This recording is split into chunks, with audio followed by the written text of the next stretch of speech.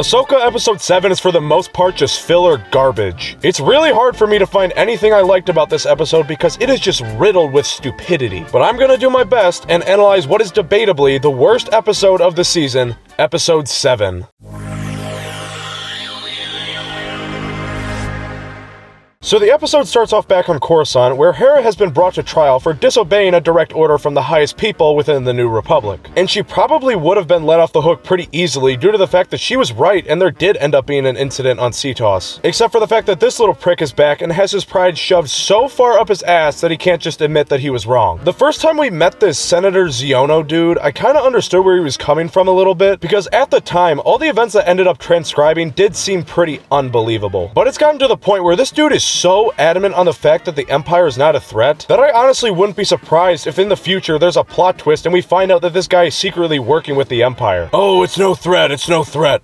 I don't know, man. It seems like it's getting kind of threatening to me. But anyways, Hera is able to get off the hook because Leia sends C-3PO to send a message saying that she actually authorized General Syndulla's mission. And Leia doesn't give this message herself because the showrunners didn't have the balls to do a CGI Carrie Fisher. But they're completely fine with doing a CGI Luke Skywalker. I don't know, maybe it's just due to the fact that Carrie Fisher's dead and they want to respect the actress. But that's kind of a double standard though, because they had no problem resurrecting Peter Cushing back from the dead in 2016. Maybe this company's ethics have just changed in the past 7 years. But anyways, we then get a scene of Ahsoka training whilst a recording of Anakin is playing in the background, and this is probably the only scene in the episode which I didn't have any problems with. It's obviously nice to see Hayden Christensen again, and I could tell right away that this recording was taken right out of a scene from Tales of the Jedi. Now, I don't know if it was word for word, but I thought it was cool how they implemented that so smoothly in live action. But after this, the episode starts to go down for me pretty fast. So Ahsoka and the Purrgil come out of hyperspace and are immediately treated to a minefield in space. Now, on the surface, this whole scene might seem fine, but if you start to think about it for more than 2 seconds, the problems really start to present themselves. For one, this minefield is absolutely massive. A little too massive that it's quite unbelievable. You're trying to tell me that this one Star Destroyer that has most certainly been exhausted of a lot of its military capability and resources over all these years had that many mines? But that's not even the worst part in my mind. So this minefield was not here when the hyperspace ring first arrived. So that entire minefield had to have been set up in the short period of time before Ahsoka's ship arrived. But the thing that is so far-fetched to me is that this minefield is in the exact location where the Purrgil drop out of hyperspace, as if Thrawn knew exactly where they were going to be. How? The fact that Thrawn could just predict where the Purrgil were going to drop out seems astronomically low, and realistically, I can't see it as anything other than just luck. But why does this happen? Well, because the plot needs it to. And I think this is a good segue into giving my thoughts about how Thrawn was handled in this episode. Now, all in all, the Thrawn of this show so far is giving me striking similarities to the Thrawn of Star Wars Rebels. And what I mean by that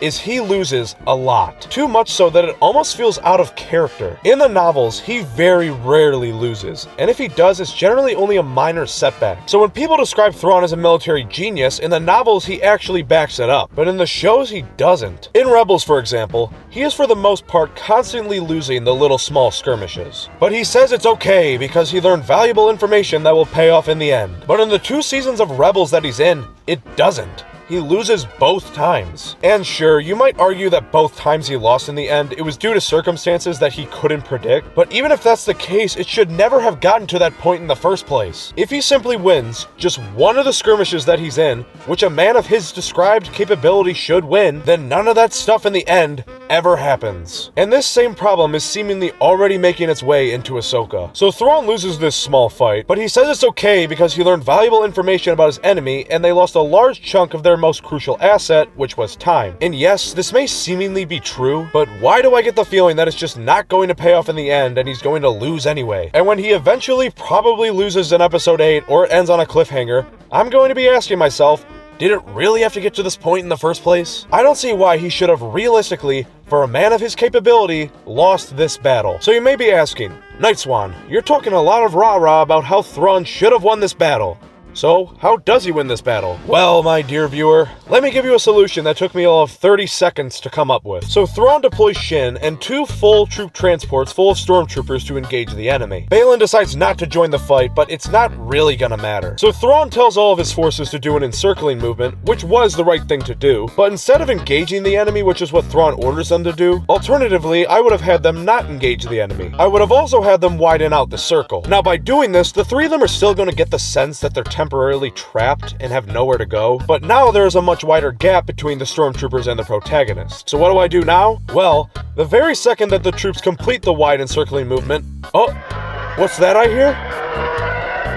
You send in the TIE bombers and blow them to oblivion. By the time they hear or see them coming, it would be too late. They don't have enough time to realistically escape this much wider encircling movement, so they'd be trapped. And they're in an open field with absolutely no cover except for the pods. And even if they do take refuge in the pods, I don't think these floating rocks built by an army of Kermit the Frogs would be able to withstand one, yet alone multiple bombing runs. And with that, congratulations, you won the battle. You see how if you think about these things critically for a couple of minutes, you really start to realize how stupid it is? And there's probably multiple other ways that Thrawn could have won this battle that I'm just not thinking of. I don't see any reason why he should have lost. The only reason he does is because the plot needs it to happen at the expense of the story making logical sense. So, if you couldn't tell, that's my major gripe I had with this episode, and there isn't really a whole lot more of significance to talk about because episode 7 feels the most fillery out of the season so far. But there are a couple other things that I'll briefly mention. Starting with Baylan and Shin have decided to part ways because...